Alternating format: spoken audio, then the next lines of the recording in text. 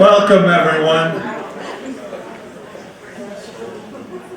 I have the lucky job of introducing our speaker tonight, David Johnsen. He's been Dean of the Dental School since 1995. And before he starts to talk, and I make a couple of comments about his subject, which is the American Civil War. But the microphone died. What? Yeah. Oh. Normally my voice is so loud you can hear it across the river anyway. Okay. But David has been dean since 1995 of the dental school. And under his leadership, the dental school has flourished wonderfully. He's really been a leader in revising the curriculum, in leading a very large reconstruction of the building, in leading a research program, which is a very important and good research program, and he's made the dental school one of the leading dental schools of the United States. And for that, we all ought to be very grateful. In addition, he manages to do what few other deans do, which is to make contact with the people of the state of Iowa, all over the state. I mean, every county. And he has really pushed that very strongly and gotten strong support for the dental school as well. The overwhelming number of dentists in the state of Iowa are graduates of this dental school. And this dental school offers postgraduate studies in virtually all of the fields of dentistry.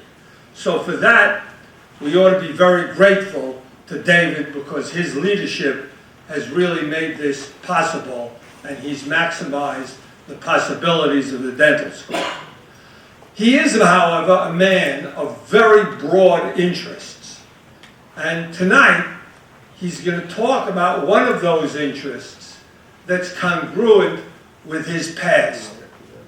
David got his dental degree at Michigan Dental School and then came here to Iowa for a master's in pediatric dentistry. But also his family is a long old family in Michigan. And he has a great-grandfather that fought his way through the Civil War, and the great-grandfather's brother fought with him and was killed during the Civil War. And David's broad interests and story about the participation of his family in the Civil War is a really good and interesting one. So I give you David Johnsen.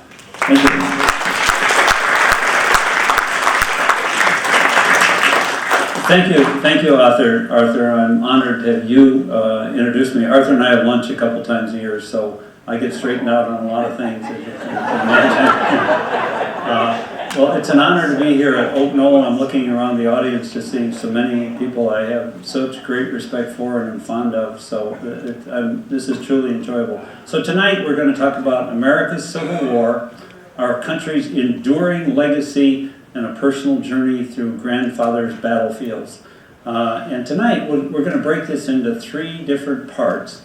Part one, I'm going to talk a little bit about the Civil War, trying to focus on the third part of it. And the second part is, as Arthur said, my great-grandfather was in the Civil War with his brother from September of 1862 until the war ended in 1865.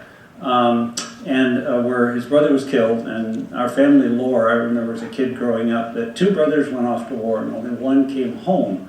So it's something that really is ingrained quite deeply. And we'll retrace their steps. And then the third part, I'm going to try to bring those two together. So we'll kind of look at how the grand strategy fits with the individual soldier going through this really pivotal time.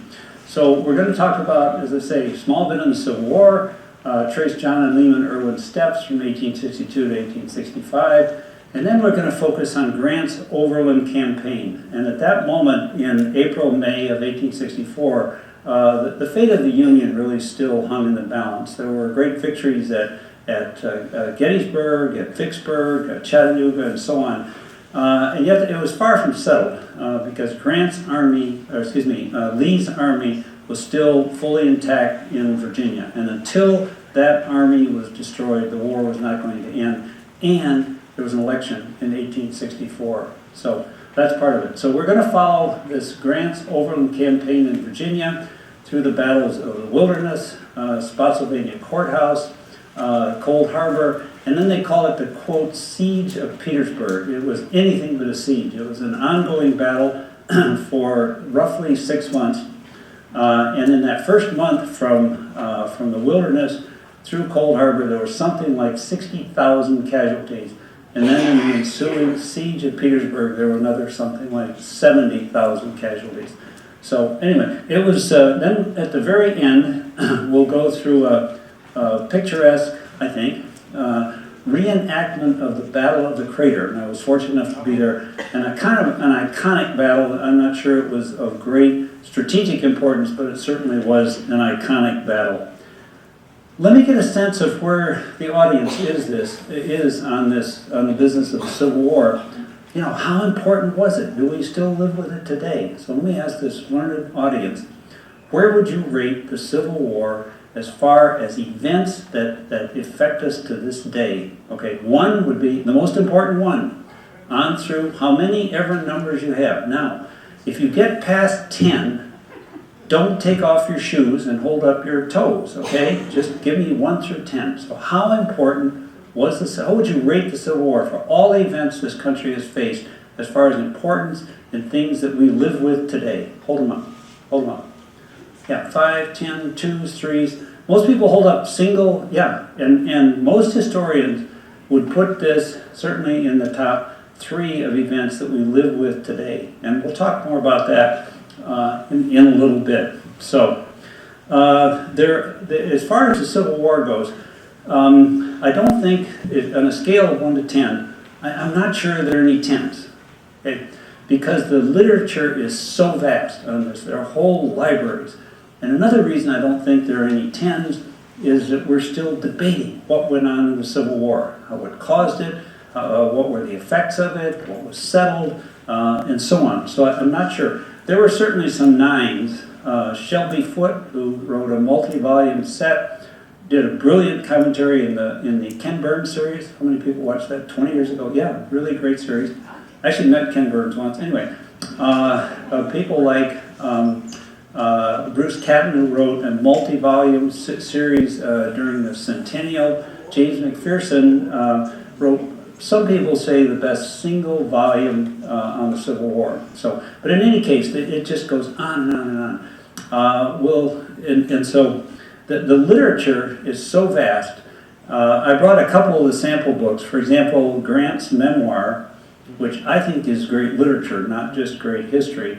Eisenhower followed it as a model for his volume in Crusade in Europe. So, and it's interesting that Grant's, most of the memoir is about the Civil War. And even though he was president, there's not too much about being president. So I don't know what that says, but it certainly is good literature. There have been 2 books in the last 25 years that have won the Pulitzer Prize for biography about Grant. So he was certainly a pivotal figure in all of this. And questions come up. Questions are endless. Why did it last so long? Okay, the North had all the advantages, people, materiel. They had everything in their favor, and yet it went on for 4 bloody years. And then another question comes up. Who writes the history? We usually say winners write the history. But that's also up for debate because, just recently, in the last months, we've had debate on all these Confederate statues in the South. There are Confederate generals that have army bases named after them and on and on. So, I still remember as a kid, for example, this is 50 years ago now, talking about slavery as this benign, almost benevolent institution. Now, 50 years later, we probably look at it quite a bit differently. So the history, even though it was the same events that happened how it's interpreted and who tells it, I think is certainly something that's interesting. The what ifs about the Civil War. I mean, whole books have been written about what if this from a political standpoint, military standpoint, social standpoint, and so on. What caused the Civil War? You can see some question marks on here. Here are two of the prominent things that are brought up. Lincoln thought slavery was the most important issue. He said, if slavery is not wrong, nothing is wrong. And we'll get back to that in just a minute. Certainly states' rights and the ability for a state to secede, but there are enough surveys to show that if someone has made up their mind on what caused the Civil War, you're probably not going to change their mind. So we're not going to spend the whole evening debating what caused the Civil War tonight. What was settled in the Civil War? And again, the list is shorter than the list of questions. Certainly the Union, on paper at least, the Union was preserved and slavery was abolished. But how many other things had happened? I don't know if any of you watched the Alistair Cook series about 30 years ago, America, a phenomenal series. He just said the two parts of the country, they were on a collision course. One was agricultural, one was very industrial. The laws are different, the tax systems are different. There were lots of reasons why these two were going to split. The founding fathers predicted this would happen. Jefferson said it will be like a fire belt in the night when the split finally comes. Madison wrote about how this system they had could not last, and so on. Also, the business of slavery, very few of the Southerners actually owned slaves. You know, it was a minority. West Virginia, for example, broke off during the Civil War. The county where my brother lives in North Carolina voted not to secede. So it was divisive, really, even in the South. But slavery ran really deep. I mean, something like, I don't know if I get the numbers exactly, but something like 7 of the first 10 presidents owned slaves. So it was an institution that really ran pretty deeply. Whoops. Yeah, what was settled? Then, after the war, we had the 13th, 14th. Well, the 13th Amendment was actually passed in the war. Did you see the movie Lincoln? Outstanding movie. The 13th, 14th, and 15th Amendment. I have a book here called The Second Founding. And by the way, do you know how intimidating it is to stand there to talk about maps with H.D. Hoover in the audience and with constitutional law with Arthur in the audience? So anyway, but we're gonna plunge ahead here.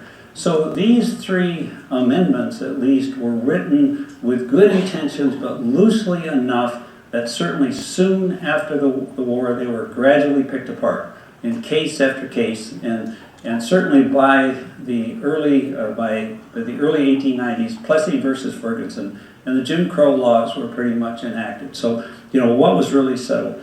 The Ku Klux Klan started right after the Civil War. Nathan Bedford Forrest, a very effective and ruthless Confederate general, founded the Ku Klux Klan and stayed with it for a while, and he got out because it became too violent even for him. So we talked about the Plessy versus Ferguson, but it also had laws that allowed for convict labor. So in other words, having people you didn't pay to do your labor, now you convicted them and had them do your labor. So there was a whole series of things that happened after the Civil War. So what was settled? Oops. One thing for sure, it was expensive. And human life, and this is conservative, something like 600,000 Americans were killed in the Civil War. That is still more Americans than have died in all of our American wars so far put together. So it was a very expensive war, and even after the war, the country continued split. I would submit on both geographical and racial lines. So let's talk just briefly. I'm not the world's expert on these, but I have read enough. I think I can bring it sort of back to what my grandfather lived under. Anyway, so you had the leaders on the political side. You had Lincoln, and you had we had Lincoln, and we had Grant, and we had Lincoln and Davis, and on the military side, we had Grant and Lee. So with these people, though, Lincoln, many people consider him our greatest American president. But another thing about Lincoln, he was shrewd. Again, getting back to the series America with Alistair Cooke, when he came to Franklin Roosevelt, he said, "Not since Lincoln was there an American president so skilled at dealing with people in the political arena," or something, pretty close to that. For example, the Emancipation Proclamation, which has a famous phrase, "forever free," didn't actually free all of the slaves. It only freed those in the states of succession. So he was really a very shrewd politician. The other thing about him, he had no military experience. And again, comparing him to Franklin Roosevelt, who really picked all of the 5 stars in World War II. And you can argue how successful they were or not, but all of them made it through the World War II. Lincoln kept going through one general after another, until he finally came to Grant, because he did not have any, military experience. Jefferson Davis was of course, the president, senator from Mississippi. One thing about Davis is that as the war wore on, and after the re-election of Lincoln, when there was no hope of winning the war, he persisted. He was like granite. He was not going to give up until really the very last day of the war, and still he was not one of the ones that really wanted to give in. Robert E. Lee was second in his class in West Point, and he was a consummate gentleman, at least off the battlefield. He fought in the Mexican War. He also led the attack on Harper's Ferry. He was really the master of the fixed peace battle, a traditional general in kind of the Napoleonic sense.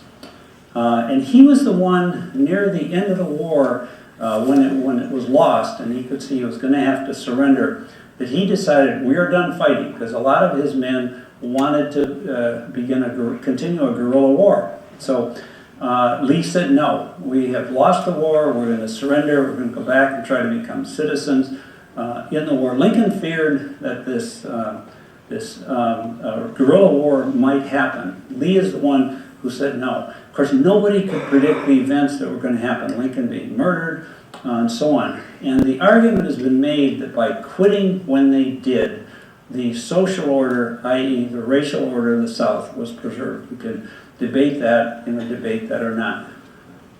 Ulysses Grant, a failure at everything but war and marriage, and a mediocre student, but he understood total war.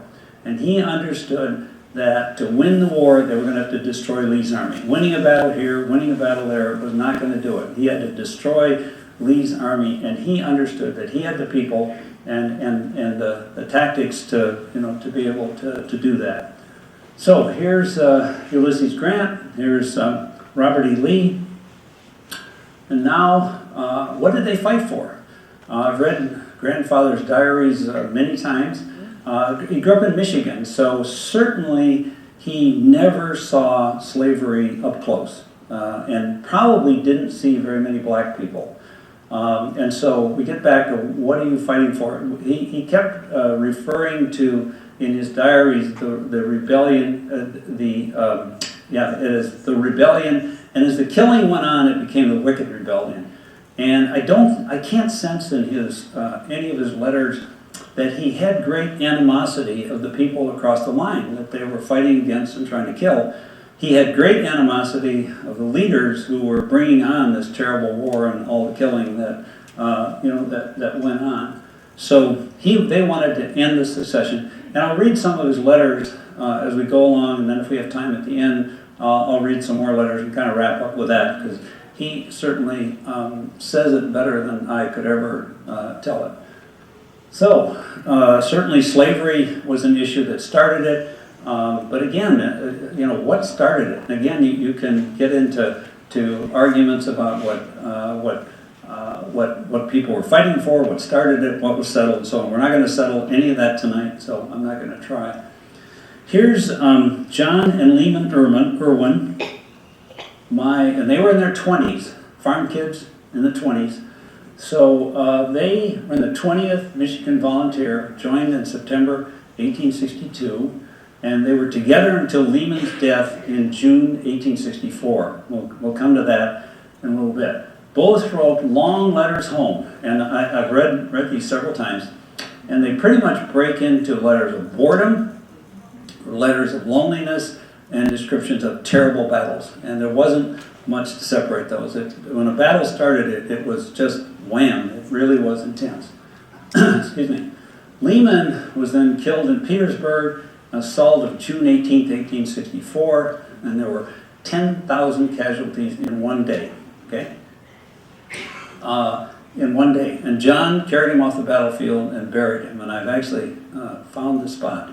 Now, I walk back and forth to work often, and almost every night I walk home and I think, oh God, I screwed up today, I made a bad decision, I offended somebody, I didn't handle a situation right, and then I think, I did not order a failed assault with 10,000 casualties. And I go home and Debbie and I have a glass of wine and we kind of put the day in perspective. So doing this sort of thing does kind of put the rest of your life in perspective. John lived into the 20th century, and I think very conservative, like I can say that his battles, battles he was in, totaled probably more, at least 100,000 casualties. It is a miracle. I'm standing here today after visiting these sites and seeing what happened. So here's John Irwin after the war. And John, it's hard to imagine anyone could be normal. We talk about PTSD after seeing bodies piled up in one battle after another. Anybody could be normal, but he lived a farmer's life from there on. So here's where they went briefly. 1862, they arrived just after some major battles. See if the pointer works. I don't know if I can get this pointer. Here we go. So here's Michigan, here's where they're from. So the green is 1862, so they went to Washington, and then they were shipped to right after the Battle of Antietam in Maryland, and they actually saw Lincoln there, was reviewing the troops. And Lincoln, after the battle, was very disappointed that it wasn't more of a Union victory. And he was, famous line, he was looking out over the battle, over the tents, and one of his aides said, Lincoln said, do you know what that is out there? And he says, yes, sir, that's the Army of the Potomac. And he said, no, that's General McClellan's bodyguard. So it was a disappointment. So then they came back, so they missed that one, which is good. Then they were near Fredericksburg in December of 1862, which the terrible assault, and I'll show you a picture of that in a while, the terrible assault up the hill, and the Union troops were slaughtered in that one as well. It was a great Confederate victory. They then went, and then in 1863, they went all the way down to Vicksburg, you see, Vicksburg, Mississippi, arrived about a week before the surrender. And Grant let them know, thank you for coming, we've got things in hand. And so I do gently tell my dear colleagues from Mississippi, I said, I hope we can still remain friends because it was my great-grandfather that helped to trash Jackson. So anyway, so then they were back up. They spent the winter in around Knoxville, Tennessee, skirmished with Longstreet, who decided he wanted his own command. He was frankly not very successful at that. But then they spent the winter there, and then back up, and then into this area, which we're going to focus on in just a couple minutes. But this is an interesting 100 miles because the majority of the Civil War was fought loosely along that corridor, if I could include Gettysburg and Antietam. And the two capitals, there's Washington and there's Richmond, were only like 100 miles apart. Winston Churchill said that it was like two queens on adjacent squares of a chessboard, a single move from checkmate. And that kind of described it. So both were nervous about so while the war was fought all over, this is where the majority of the war was fought. So now I'm going to begin trying to bring these two together. Some of the grand pictures and some of the pictures right on the line. But I need to point out how much fighting had already taken place in this area before Grant began his overland campaign in April and May of 1864. So this is where Fredericksburg was. By the way, this is my daughter. Whoops, backed up. And in 1980, I won't tell you how long ago that was, we were living in Cleveland and we were going to the beach. Okay, so we're going to take the kids. And by then, my grandfather's letters had been typed up in 250 pages, single-spaced. He wrote complete sentences, grammatically really quite good. And I'll read some of the letters here in a little bit. But anyway, so I said, wow, we can stop along some of these battlefields. So we stopped at, this is at Fredericksburg. This is the famous wall at Marye's Heights where Lee defended, and up the slope came Burnside in a really unimaginative frontal assault, and they were mowed down.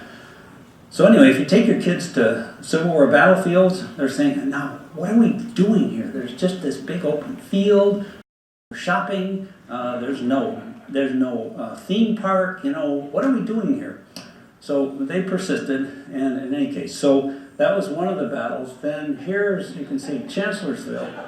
Like she said, what am I doing? Anyway, so this is where Stonewall Jackson, you can see his mark on that. This is where he started his famous flank assault on Hooker's army, and it's one of the few battles in the Civil War that was won by maneuver. Almost all the battles in the Civil War were decided by weight and position. So this was one of the exceptions. Now, let's move on to Grant's overland campaign. Can't quite see Washington. It's somewhere up in here, but it's a busy slide. And it's busy because there was a lot of action. For about a month, it was continual fighting with major battles on and on for that entire month. So you can see Lee is here, Grant is here, and the idea that Grant came, and I'll get to the Battle of the Wilderness in a minute. So they had the Battle of the Wilderness here, then Spotsylvania Courthouse, then down to Cold Harbor near outside Richmond. But there was fighting going on continually. And Grant was continually trying to get Lee out in the open and try to draw him into a decisive battle. Lee brilliantly deflecting all of these attempts. Lee actually got sick in here somewhere and was unable to counterattack at a key moment. But anyway, so it was a pretty bloody month that went all the way along here. Here is, let's see, Petersburg is down here. That's where we're going to wind up our story. So Petersburg was a big railroad and industrial hub for Richmond, and I'll come back. And the Confederates, even at the beginning of the war, knew that it would be possibly of strategic importance, and they dug trenches all the way around Petersburg. So here we go. This is the Battle of the Wilderness. This is Burnside, the 9th Corps. This is where my grandfather was, right in here, and you can see it's right in the middle of this battle. Anyway, when Grant crossed into Virginia, then Lee guessed where he would cross, and something that's maybe not in the military textbooks, but he attacked Grant in the woods, and the woods caught fire. There were casualties all over, and this is Longstreet's famous counterattack here, where he was shot by one of his own men, slowed the battle down, and so on. One of the important things about the battle, though, was that for the first time, a Northern general, a Union general, went south after the battle. All the other battles, the Northern general stopped, paused, picked up their dead, and went back north. Okay, so that was important. And one of the stories is that Grant went to his tent and cried like a baby. So this is one of the toughest soldiers. But they also said Wellington, after Waterloo, went to his tent and cried like a baby. So in any case, but he came out and went, and the men cheered. So even after this terrible battle where there had been all this carnage on both sides. Then the next place was they wanted to get to Spotsylvania Courthouse. Grant, they realized that would put if he could get there first, Grant could put himself between Lee and Richmond. And Lee got there first. So Lee formed a defensive line shaped like this. You can see the line. It's called the mule shoe. And it formed a salient right in here. And a salient in those days in the military was not a very easily defended position. You can't get any crossfires and so on. Grant realized it, and Hancock where's Hancock? Anyway, he's the one that led it. Given, so they had a major attack, an assault on this salient, and it succeeded. It broke through. So Lee was then really faced with ultimate defeat at this moment. And Lee calmly drew a line right here and brought his army back, and so he no longer had this vulnerable position. Okay, so grandfather over here, 9th Corps, here's grandfather, and he was there to attack. And maybe if they had attacked a little sooner, this attack might have succeeded. It was a little behind schedule. So, and then they were caught in a crossfire right out here. So, let's see if I can. So this is a famous picture of the bloody angle. As I said, I did meet Ken Burns one time, and I said, oh, my great-grandfather was in the Battle of Spotsylvania Courthouse, and he didn't miss a beat. He said, oh, my goodness. He said, the fighting at the bloody angle may have been the most violent hand-to-hand combat in the fighting. So, if I can read this, here's grandfather's letter, a 20-year-old farm kid writing this. And he said, here where our advance line had halted on the advance a night before. Okay, here we lay all the forenoon, and on our right the battle raged fiercely. So he was, remember, he was here, and the battle raged fiercely on their right, which is right up there. Raged fiercely. A battery got in our rear and commenced firing at one of A.P. Hill's batteries in a fort in front of us, and as they returned fire, a shell struck exactly in our line, a battle and exploded in Company H. Just as it struck, for a moment, dust, gravel, remnants of knapsacks, smoke, and pieces of the shell filled the air, and we lay trembling with anxiety to know what was our loss, for well we knew that it would be impossible for all to escape. So, anyway, this is a 20-year-old farm kid writing that. Anyway, so Major Barnes was perfectly cool and kept the line steady, and a moment or two later, we knew one man had been killed instantly and 5 more wounded in various ways, most all.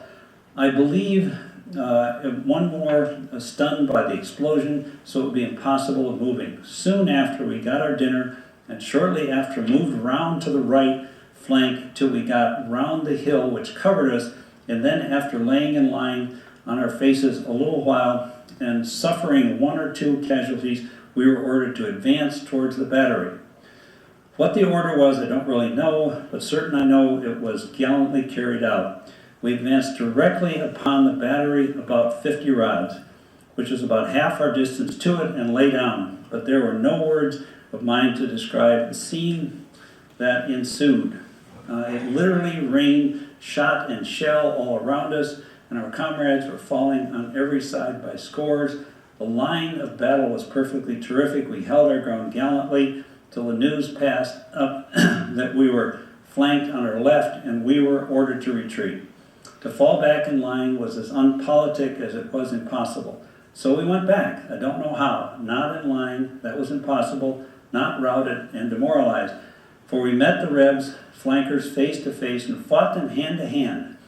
They were no mean foe, and for a few minutes feats of daring and coolness were performed that tried the mettle of the contending parties.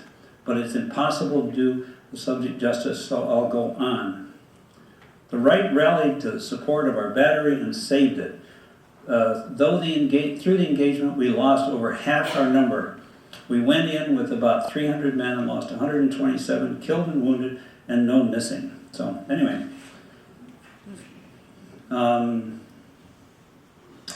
Let's see. Oh, here we go. I've no doubt enough has reached you by this time to raise your anxiety to the highest pitch. And if your kid was out there, you'd be a little nervous too. So anyway, I can allay most of that at once. Thank God for Leem and myself and Horace. though here and continually exposed, are well and unhurt through all of the fighting that we've undergone. Let's see. Our division, let's see. Going down here. I'd like to give you a detailed account of everything since Warrenton Junction, but it would be fill volumes. Don't be too anxious about us, but remember us in your prayers. They were very religious. They had regular prayer meetings. He always carried his testament.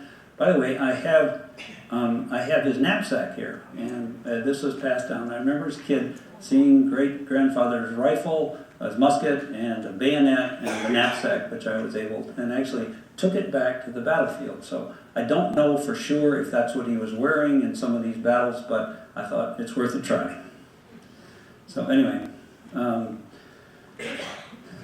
then May 15th, he had both a diary and letters. So today is the Sabbath, dark and rainy. The weather continues gloomy and dismal. Then it says, as Mother Nature actually wept over her suffering children. I mean, that's tough stuff. Anyway, there's no firing and so on. So then just another one. We've been in some awful battles, in fact, 2 or 3 of them, and I'm glad to give you a detailed account. And so it'd be impossible to know when I shall have an opportunity to send you a few lines. I shall write, God has kept us from defeat, and I think on the whole we'd rather have the better of them. Liam and I are both on, they kept writing letters. Yep, we're okay. So that really continued. To go on then, General Grant has the confidence of all of our soldiers and is proving himself equal to the occasion.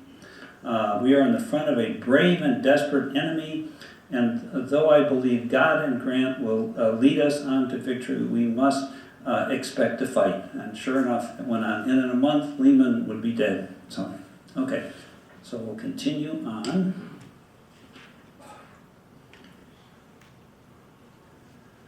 So then, on down to Petersburg. So, to get to Petersburg, Grant, as they say, stole a march on Lee, which was not an easy thing to do. But they got to Petersburg. Okay, so here's the city of Petersburg. And the Confederates knew that this might someday be strategically important. So they built earthworks all the way around. And at the beginning of the war, people basically fought in the open and shot at each other, the Battle of Manassas and so on. By the end of the war, nobody did that. They all quickly tried to entrench their positions. So when Grant got there, then they delayed. And if they had attacked quickly where the areas were lightly defended, they might have taken the city. Okay, and it would have shortened the war, for sure. But then the next thing is they delayed for a couple days, gave Lee a chance to reinforce this line, and then all of these people on a massive assault of June 18th, 1864, assaulted the lines. Now, I'm going to leave this map up for a moment here, because after this failed, the next thing that Grant tried to do was continually extend the line, and make Lee's forces so thin that they couldn't be defended. But at that point, that had not yet happened. And then, really, this was, even though the surrender was at Appomattox, this was really the final cauldron of the Civil War. This is where Lee was chased out, and so on.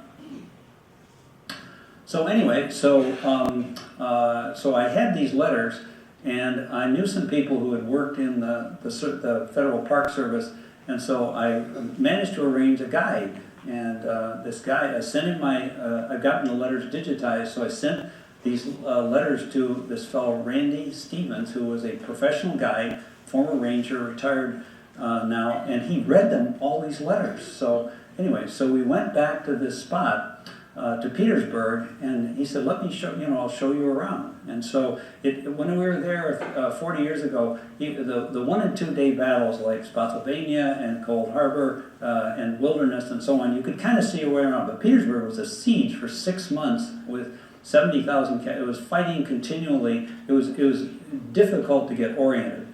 So anyway, so Randy's driving along. We're driving along, and he says, pull over here. So we pull over. There are no markers or anything. And he said, I think this is about the spot where your grandfather and his brother began their assault on Petersburg. Okay? So that's the knapsack, the one you got right here. I thought it'd be fitting to take that back. They were supposed to take the ground behind them back in here. There's a railroad in the way, which they'll describe. So anyway, this was for me, it was a pretty emotional moment because I, heard about this in the family lore 100 years after the war. And a couple days later, I was delighted my daughter and my 2 grandkids were able to join us. And by that time, I had kind of gotten oriented and could show them around the battlefield. If you ever visit a Civil War battlefield, I urge you, get one of these guides. They're unbelievable. It will change the whole experience that you had. And Randy and I were together. It was nonstop for 2 days, from fairly early morning until late in the afternoon. So anyway, then he drove around a little further. He says, yeah, let's stop here. And he says, I think this is about the spot where your grandfather's brother was mortally wounded. And again, this is a battle of 10,000 casualties. It's like Pearl Harbor. There are no markers anywhere. So anyway, again, we stopped at this spot. And again, a couple days later, I was able to get my daughter and my 2 grandchildren there. So again, this is a moment this is where 2 brothers went off to war and one didn't come back. This is where the one didn't come back, was they were wounded here. So then again, we got in the car and drove to a spot in the woods and no markers of any kind. He said, I think this is about the spot where your grandfather took you to the military hospital where your grandfather's brother died. And he buried him the next morning. So anyway, that was again something I kind of couldn't believe. And then was taken to a cemetery. After the Civil War, for many of these battles, the soldiers were disinterred and then taken to a more permanent resting place. And these are all unmarked, and these are all ones that have a name on them. So I'm quite sure grandfather, we couldn't find his name anywhere. I think one reason is, and this is not at Petersburg. This is another battle, but I think it captures, when these temporary cemeteries were being dug up, that they weren't always careful. This was in the South, don't forget. The South was still not too happy with having lost the war. So you can see, there's a skull here and a femur here and so on. So as they dug these up and reburied them, it's just hard to imagine that grandfather could have had his remains all put in one place. So in any case, but we did find where it's likely that it happened. This is my guide, Randy. I had maps. He had better maps. And he made up a whole book for me with these maps showing this is where your grandfather was and this is when the troop movements and so on. And I had a lot of this, but his were really quite detailed. So as I say, if you ever get to visit a Civil War battlefield, get one of these guides. Okay. This has a name on it, John Holmes. And it says, I don't know if you can read it here, USCT. And that stands for U.S. Colored Troops. So they fought for the Union, and one outfit, and I'll show you a map in a minute, fought side by side, and one unit was right next to grandfather's. So, and they fought bravely, and again, as in many wars, came home to discrimination of one form or other. So, but they at least were recognized to a large extent, or to some extent, as having the same, recognition in passing that any other soldier would have. So, let's see. So a couple more letters here. It says, one says, "Oh, when will this cruel war be over, and we be allowed to return to our homes in peace? God grant that it may be soon." Then in his diary, May 28th. Okay, this is leading up to Petersburg. We made the hardest march today we've made since crossing the Rapidian, starting early and marching some of the time very rapidly till we crossed the Pawnee about midnight and so on. So this is where Grant stole a march.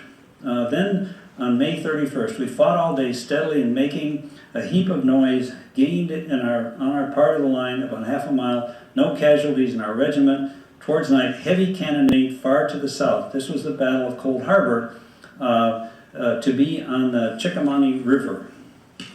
Let's see. Then it says, we crossed the James at night and marched for Petersburg, marched all day long and reached the front at 4 o'clock. And we expected to charge the works this evening, and if they had, the whole war might have been very different, but it wasn't. Then July 18th, today we advanced on our line in the morning to find the Rebs who had fallen back. In the afternoon we charged again and got to the first Rebs who had fallen back. Charged again and got to the first railroad. That's the one I pointed out. Here I lost my brother and went back with him to the division hospital. He died between 1 and 2 this morning, and I could only give him a soldier's grave. Good lean, poor fellow. We can't help each other anymore. Then he wrote, that's his diary. So the letter home, these are still hard to read all these times. It's a heavy heart. I sit down to write you news that I know will almost kill you. Lehman, poor man, oh my God, how can I write this, is dead. Yesterday we charged the rebels' rifle pits, and our regiment, being clear in the advance, suffered most heavily. We were obliged to cross an open field and over a deep ravine, which the rebels had raked with fire. Many a poor fellow fell, many more fell before they could get out, and still more. It was a great blessing that I was allowed to be with him to the last. I think it's between 1 and 2 o'clock that he was wounded, and he lived about 12 hours, and we were perfectly rational at the last. Though he suffered much, he seemed to feel from the beginning that he had a little while to live. I helped carry him off the field on a stretcher and went with him by my doctor's permission when he was taken in an ambulance to our division hospital. Dr. French, a kind surgeon, did not attempt to deceive either him or me, but he said there wasn't a chance for him to get well. It was a wound caused by a musket ball which entered his right side pretty well back and came out the left, I think through the bowels. Made him as comfortable as I could, giving him water and morphine and stimulants occasionally. I talked with him on the subject of religion, which I do all the time. He didn't feel prepared to die, and I prayed with him, after which he prayed rationally and earnestly for himself and then for you. He wanted me to bid you all goodbye for him and to tell you not to grieve much for him. So this did several times. His weakness increased fast. From loss of blood, I sat by him and held his hand. Among the last things he said were, tell mother and father and sister not to grieve. A little while after he said, with much difficulty, I hope to meet you in heaven. His breath came shortly and complained of being cold. Anyway, then he said I could only whisper goodbye, goodbye. And then that was the last he said. In a few minutes he ceased to breathe, and so on. So anyway, and you multiply that by 600,000, of letters like this that somebody wrote home. So, but then after that he said, write to me often, for I shall be lonely, and pray often, for the fervent prayer of the righteous availeth, and my God, I can't read all this, doeth all things well, so that the nation and as individuals we may soon come forth from this deep affliction with a better and happier people. So anyway, so that's kind of a heavy letter. There I'm with Randy. We spent a couple, and we still correspond after bonding together for a couple days. So here we go. Then came the Battle of the Crater. This was, I don't know how else to say it, kind of a harebrained scheme, but a group of Pennsylvania miners decided, and there's nothing new about tunneling under a line. This goes back at least 1,000 or 2,000 years, this tactic. But in any case, the Pennsylvania miners decided to tunnel under the trench and set off a huge explosion and then charge ahead. So that is exactly what they did. This is grandfather's right here. This is Ferraro, and they had the African American troops, so they were mixed together really pretty closely. But they said, when you enter here, go around the crater, don't go through it, because it'll be like quicksand. So anyway, so this is a famous picture of the Battle of the Crater. It was not of any great strategic importance, I don't think, but it was quite an iconic battle, and it's being reproduced here. In the reenactment, if you ever get to go to these, so we were standing there talking with General Lee, and that's my daughter and my two grandchildren. This was interesting because my two grandchildren are biracial, and so they pointed out that there were different people fighting in this battle, all with very different ideas of how it was supposed to turn out. In the north, there were the white soldiers who wanted it to be over and go home. There were the African American soldiers that had an idea of what they wanted, some freedom after the war. You had the Southern, who were really pretty much all white, and they wanted to be left alone and have their own country. And there was another group of Native Americans in here as well, and they had a different idea. So you had different groups of people expecting, how the war was going to be ended. But these people will talk to you only in that moment. So if you go talk with one of these people at a reenactment, they won't tell you what's going to happen. They will tell you what has happened or what they're looking at, at that moment. Also, this is one of the siege guns. This has been called the Dictator, and it had little or no strategic importance in the war. But you can imagine if you're in Petersburg and one of these huge cannonballs comes in and thunk, the psychological effect that it might have. But so it got a lot of picture, but it really didn't probably have much, much strategic importance. So here's General Grant, and he was determined and had no hesitation ordering troops of men to assault works, knowing half of them would probably not come back. And that may have been one of the factors, that certainly decided the war. Here's my daughter. And she is dressed up. The reenactors let you put on their stuff and so on. By the way, I showed my knapsack to Randy. He took one look at it. Oh, that's the real thing. So I do know. There may have been bullets flying all around it. I'll never know for sure. So they had rifle demonstrations, and then cannon demonstrations. So it's really quite eventful. By the way, for the Battle of the Crater, it was like at 11 o'clock the night before that the Union Army actually drew straws to see who would lead the attack the next day. And General Leslie, who was probably of the three commanders, was probably the least capable. Turned out he was drunk when the actual order came to assault after the explosion went off. And the whole thing, they knew they had about an hour. And they really botched the whole thing. It's doubtful whether they could have carried the day in any case, but it could have been more successful, who knows, but it certainly. So here are my kids. Then, after the Battle of the Crater, as I say, remember the map. So Grant continued to try to extend Lee's line. So grandfather was in this Battle of the Weldon Railroad. Remember, the railroads were key. So he got into the Union soldiers were able to capture this railroad. The Confederates knew they had to capture it back. So for the first time since the Battle of the Overland Campaign started, the Confederates had to attack the Union Army. So grandfather was for the first time behind a trench, and he talks about bodies piled up and all of the killing that went on defending it. So these are my kids. And then 40 years later, here's my daughter, found the same spot again, and it was really kind of an interesting time.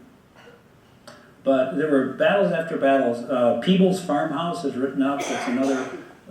These are battles that involve thousands of people, and yet they probably don't have the same fame or glamour that some of the other Civil War battles did. So Randy and I would walk through these woods, and that happens to be a marker. But then off there are no markers. And he walked over and he said, "This is about where your grandfather went, and this is about," and here you can see a map.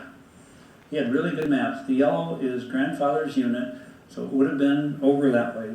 It's less important, but it's just every day we did this on an hourly basis, found places, where an ancestor had been. Now, a lot of this was fought in trenches at this point. The whole Battle of Petersburg was revolving around trenches, and it was not a siege. It was a battle that went on, Grant and Lee playing a deadly cat and mouse game. And the trenches were built, have the earthworks, and they calculate, if a cannonball is coming in, how much earth do you need to stop the cannonball? And you built the trench that wide, and then you hid behind the trench. And then they built all kinds of other things to keep people from getting in. So assaulting trenches was really a pretty risky business. And in those days, in the 1860s, when people attacked earthworks, they had muskets. And in these attacks, people were killed by the thousands, okay? And I've been to the World War I battlefields of Somme and Verdun, and their trenches there, they're much more sophisticated, but it's the same idea. You want to get into a trench, calculate what it's going to take to repel an assault. And of course, there they had machine guns, so people died by the tens of thousands instead of the thousands, and didn't really learn much about attacking entrenched earthworks. So. Then the final effort, Fort Stedman. Fort Stedman was a desperation attempt by Lee to drive Grant out. And it was a futile assault, and Grandfather talks about bodies piled up, and Grandfather was right in the middle of this battle as well. We're going to kind of wind things down here. So Grandfather was over here, Michigan 20th, Fort Stedman was here. The rebels held it for a very short period of time, and then they lost the fort. Lee fled to Appomattox, and a very few days later, it was all over.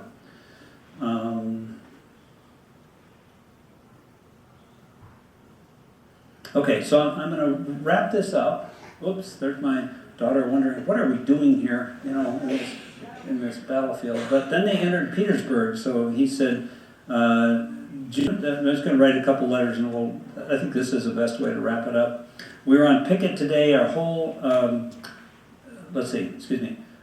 haven't much to write, I'm lonesome. That was a word they used over and over. And I've been reading in my Testament, which they were very religious, and watched the twigs drop when a bullet whistled through the foliage, and scaring the flies out of the shade till I'm tired. I want to do something else. Yesterday I heard thunder of our cannon on our left all day, and today I hear another, quote, successful movement. This is a cynical soldier now. No doubt hundreds of our brave soldiers now in the hospital or still on the field know what, quote, successful meant. It was, and what expense of blood. I pray to God this awful carnage may not go on much longer. The old proverb says the darkest hour is just before dawn. Then it says, I have to tell this next story because I'm a dentist. Anyway, it says, when I came into the Army, I didn't mean to contract any bad habits, but when we were in Tennessee, short of rations and a good deal of toothache got to me, and the notion of using tobacco. So he started smoking to try to take care of his toothache. So I had to report that.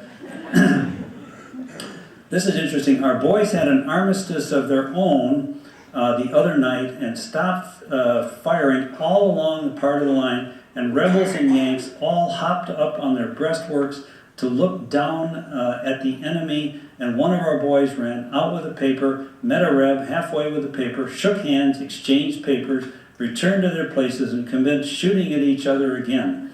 It seems like a very cool way to do business, but that's the way, that's the way it is. Let's see.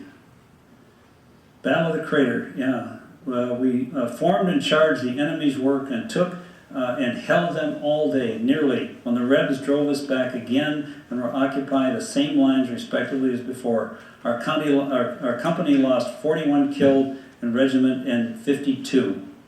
So this morning, the Rebs granted a flag of truce, and a squad of our boys have been over and carried off our dead. Early next morning, our flag of truce was granted, and a party dispatched to carry off the wounded and bury the dead. The truce lasted till Monday, and it had been so long since the engagement that the smell arising from the field was intolerable. So that's an interesting one. The rumor now is that the rebels are undermining some of our areas. Then he talks about how thin their troops are. He said it's a mockery, like the man who had no supper to eat and so only went through the motions. The sergeant major acted as adjutant, and then 5 commissioned officers is all we have now.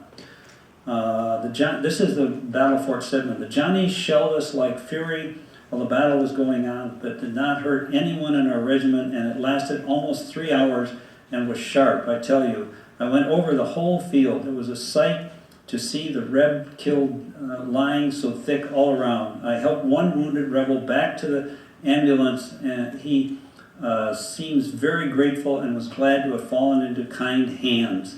It didn't seem possible the frowning earthworks that had defied us and sent destruction to our ranks for 10 months and a half were to be left and became suddenly harmless. Anyway, so they did that. Then he's there where Lincoln was killed. I'll close with this. So this is written a day after they learned of Lincoln's. It talks about Lee's surrender. Every tent has a lighted candle burning at the peak, and as the night was dark, it looked magnificent. The lines have occurred to me a dozen times today. It connected with the death of the president yesterday. I felt as if one of the boys expressed himself madder and madder the more I thought of it. But today, resentment towards the despicable villain, now no word expressive enough, is lost in grief at the great misfortune that has come on to all of us with the loss of the nation's head, a noble, honest, and true man who was a hero in life and in death a martyr. No man since the death of Washington has had so deep a hold on the affection of the nation. I haven't shed a tear for months, but who will not weep that it's the noblest and best of all the apostles of liberty should be struck down in the hour of triumph by a foe whose best friend he was, and would have treated them more leniently and kindness than any other man will do all in the North. The cry for vengeance we want to utter is drowned by a wall of sorrow that no vengeance can allay, and whatever we might do to the cowardly, despicable thing that perpetrated the foul deed could only turn from our important jury to the mournful realization that the true noble man, most beautiful in his honest, upright integrity, is dead. Johnson is a patriot, but at the moment of triumph forgot his manhood. But if he proves to be a man now, we will forget even that. I've written you a letter with glaring inconsistencies. Excuse me, I wrote the first half. So I think that's a way to wind it up, and I'm going to stop and try to, I want to answer questions, but see if I can get, because this is a subject, as we talked about at the beginning, that I think almost everybody knows something about and has opinions about. So anyway, let me thank you for your kind attention. It's an honor to be here.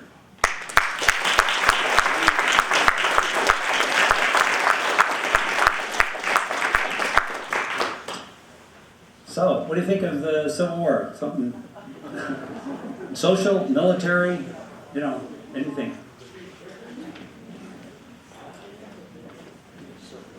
I'm wondering, Where is the hand? right here. Oh, yes, sir. I'm wondering. Do you have a microphone? I do. You do. Okay. Yes. I was so impressed with the letters, their eloquence, among other things. Were you able to find other sources that sort of corroborated your ancestors' observations about the war? Yeah, well, you can pick any battle. I have 3 different books on the battle, the Siege of Petersburg. Did y'all hear the question? Okay. Yeah, so, and I've gone through these books. Here's just one of 3 different books I have read on Petersburg. And it fits day by day, hour by hour, and even the numbers that they estimate in the battles fit.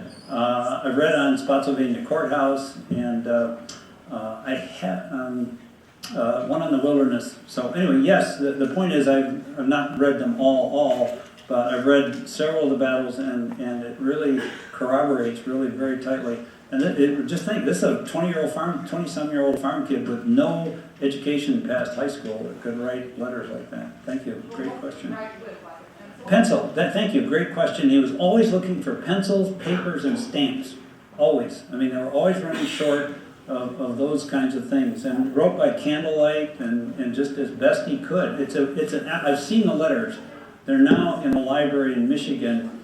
One thing that the family decided that they should go into a library. I wanted it to be I wanted it to be at the University of Michigan, but anyway, you can't have everything. So yeah, but he writes about finding a pencil that he could write with, yeah, and paper and stamps. They were always send stamps. Wasn't it? How the mail system worked. It seemed to work. They would get these letters in a not right not a They must have. yeah. Well, yeah, and people knew, as in any war, the morale of the soldiers is going to be tied to, can I connect with home? And do they know at home who I am and where? So that the mail system seemed to work really pretty well. I would say a week or so for letters. Like when Lehman died, it took about a week for them to find out about it, a few days, and then for them to get back that they had learned of it. So it was a matter of a couple of weeks that seemed to happen. But these are great questions. What do you know about your grandfather's education? It- Any formal education? High school. I've actually visited the one-horse school where he went to school a long time ago.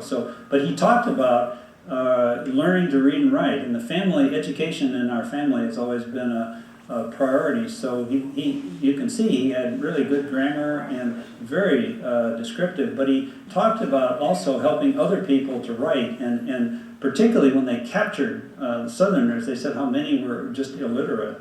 And some of the Northerners were illiterate too, but we're really fortunate that he could write such detail. As I say, it's 250 pages, single-spaced, of the kind of thing I just read to you.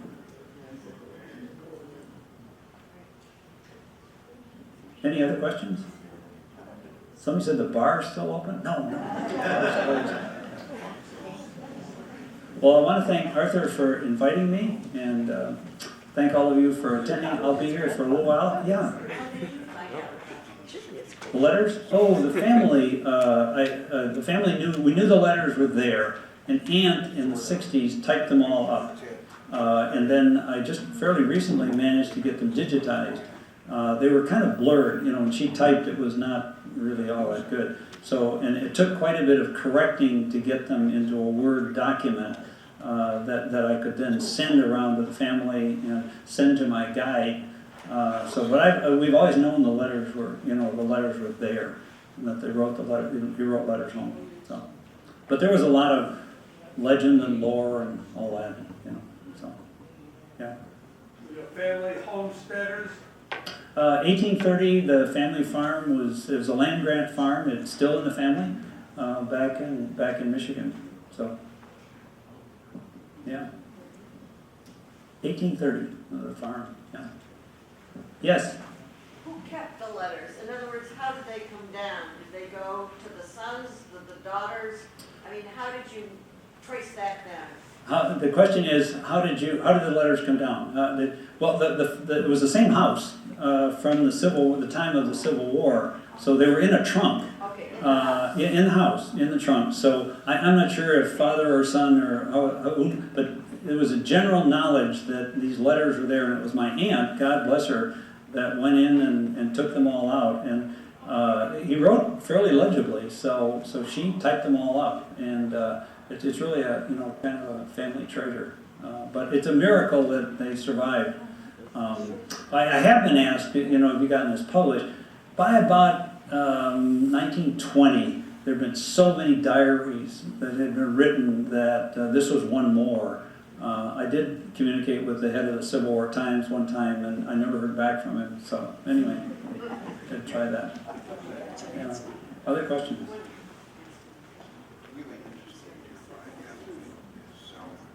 Dr. Johnson, thank you very thank much you. for coming this evening.